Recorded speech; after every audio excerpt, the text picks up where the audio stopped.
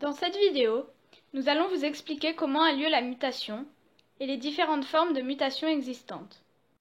Tout d'abord, il faut savoir qu'une mutation génétique est une modification de l'information contenue dans l'ADN et résulte d'un changement dans la séquence nucléotidique de l'ADN. On peut voir sur ce modèle les brins parentaux, représentés avec de la laine rouge, qui portent chacun des nucléotides. Ces nucléotides sont complémentaires. Le A va avec le T et le C va avec le G. Lors de la réplication, l'enzyme hélicase vient écarter les deux brins parentaux. Au niveau de cette zone, appelée œil de réplication, l'enzyme d'ADN polymérase agit afin de former un nouveau brin complémentaire pour chaque brin parental.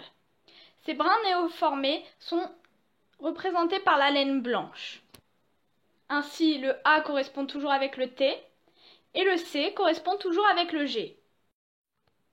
Cependant, il arrive parfois que cette réplication ne soit pas totalement parfaite. En effet, des mutations peuvent arriver. Il en existe trois types. Il y a tout d'abord la mutation par délétion. Lors de la réplication, il y a un nucléotide manquant sur le brin complémentaire. Ainsi, par exemple, le T n'a pas de nucléotide correspondant sur le brin néoformé. Ensuite, on peut aussi trouver l'insertion, c'est-à-dire qu'un nucléotide apparaît sur le brin complémentaire alors qu'il n'y en a pas sur le brin parental. Par exemple, on a une suite de nucléotides TTAG et sur le brin complémentaire, on va avoir une suite de nucléotides AGATC.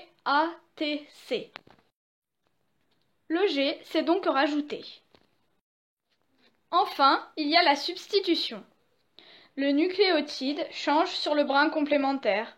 Ainsi, au lieu d'avoir un T qui va correspondre avec le A, on va avoir le T qui va correspondre avec le G. Ainsi, on a pu voir que les mutations génétiques ont lieu lors de la réplication et qu'elles peuvent prendre trois formes: la délétion, l'insertion et la substitution.